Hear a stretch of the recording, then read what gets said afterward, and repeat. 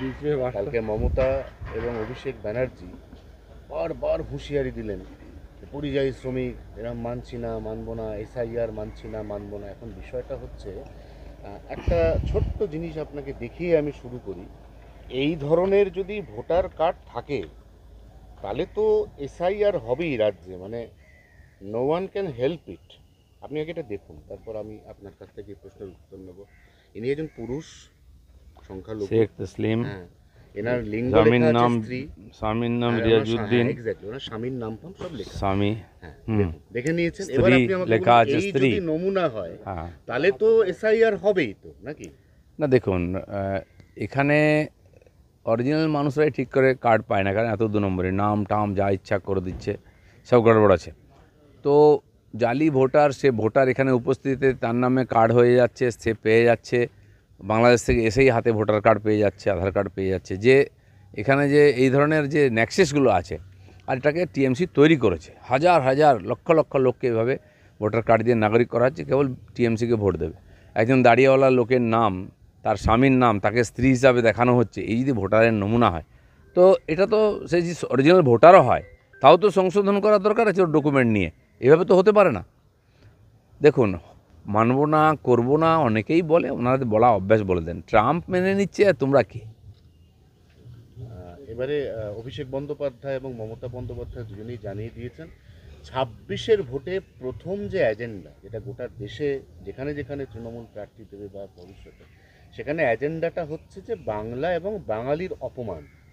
এবং আপনাদের বিরুদ্ধে আরও যেটা অভিযোগ, সেটা হচ্ছে এর আগে বলা হয়েছিল বিজেপি মূলত অবাঙালিদের দল, এবং তার পাশাপাশি আপনাদের নতুন যে কমিটি তৈরি হয়েছে সেখানেও দেখা যাচ্ছে বাঙালির সংখ্যা কম, অবাঙালিই বেশি। না, আমাদের এখানে যতজন এমএলএ এমপি আছেন বিজেপির, আগে তো ছিল না, এখন যথেষ্ট সংখ্যায় আছেন।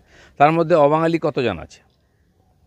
আর এবং যদি অবাঙালিও হয়, তারা এখানে বড় হয়েছে, কয়েক পুরুষ ধরে আছে, বাঙালি হয়ে গেছে, বাংলা বলতে পারে।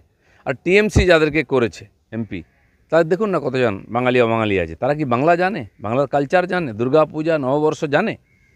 জোর করে বাঙালি বানানো হচ্ছে। এবং যারা এখানে স্লোগান দেয় ঈদ বাঙালির উৎসব, তারা কতটা বাংলা বুঝে, বাঙালি বুঝে? তো বাঙালি সেন্টিমেন্ট নিয়ে খেলতে পারেন, অসুবিধা নেই। বাঙালি এত ঠুনকো নয়, এত বোকা নয় যে কেউ বাঙালি বাঙালি চিৎকার করলো, তার ভবিষ্যৎ চুরি করে নিল আর তাকে ভোট দিয়ে দেবে। এত সহজ নাই। বাঙালির নামে, হ্যাঁ, আমরা গর্বিত। বাংলার বহু মহাপুরুষ সারা দুনিয়াকে দিশা দেখিয়েছেন, তাদের জন্য আমরা গর্বিত, সবাই গর্বিত। কিন্তু তাদের নিয়ে রাজনীতি করতে হবে জঘন্যভাবে। আর আমার মনে হয় পশ্চিমবাংলার মানুষ এটা সহজে মেনে নেবে না। তার মানে এই সরকার পুরো দেউলিয়া হয়ে গেছে, এদের কাছে কিছু নাই বলার। তখন এই শেষ অস্ত্র করেছে, আর অবাঙালিদেরকে অপমান করা হচ্ছে, তাড়ানো হচ্ছে, ভয় দেখানো হচ্ছে, দোকান বন্ধ করে দেওয়ার কথা হচ্ছে। কোথায় সংবিধান এই অধিকার দিয়েছে? ভোটের আগে বিহারে বড়সড় নাশকতার ছক, পাকিস্তান থেকে নেপাল হয়ে ভেতরে মানে প্রবেশ করেছে জঙ্গিরা। এটা নতুন কিছু না, জঙ্গি ঢোকানোর চেষ্টা সবসময় হয় পাকিস্তান থেকে, আর ওইখানকার পিএলও থেকে। আর নেপাল এখন একটা বড় জায়গা হয়েছে, বাংলাদেশ থেকে, পাকিস্তান থেকে ওখানে গিয়ে টেররিস্ট ট্রেনিংও হচ্ছে। ওখানে নেপালি মেয়েদের বিয়ে করে নাগরিক হয়ে যাচ্ছে, কারণ ওখানকার সরকার তো শক্তপোক্ত নয়, বারবার সরকার পরিবর্তন হয়েছে। আর সেই চাপটা আমাদের ভারতের উপরে পড়ছে। টেররিস্ট ট্রেনিং নিয়ে বা ওই দিক দিয়ে টেররিস্ট হয়ে, যেহেতু খোলামেলা বর্ডার, ভারতবর্ষে ঢোকার চেষ্টা হয়, হয়তো ঢুকেওছে, আগেও ঢুকেছে। এবং অনেকবার দেখেছি দাউদ ইব্রাহিম বা হাজি মস্তানের উপরে যখন এখানে সরকার স্টেপ নিয়েছে, তার শুটাররা সব নেপালে পালিয়ে যেত। কিন্তু সেই দিন পাল্টে গেছে। ইন্টেলিজেন্স বলুন, বর্ডারে নজরদারি বলুন, অনেক বেড়েছে। সহজে কেউ আসতেও পারবে না, আসলে ফিরে যেতে পারবে না, কেউ গেলে আবার ঢুকতে পারবে না। সেজন্য সবাই যেন সতর্ক থাকেন, সাবধান থাকেন এবং কেন্দ্র সরকারের উপর ভরসা রাখেন। পুজোর আগে ভাতা বৃদ্ধির সিদ্ধান্ত রাজ্য সরকারের। বৃদ্ধি নয়, যে এরিয়ার আছে সব দিয়ে দিন পুজোর আগে। সত্যি তাহলে বাঙালির মান সম্মান থাকবে।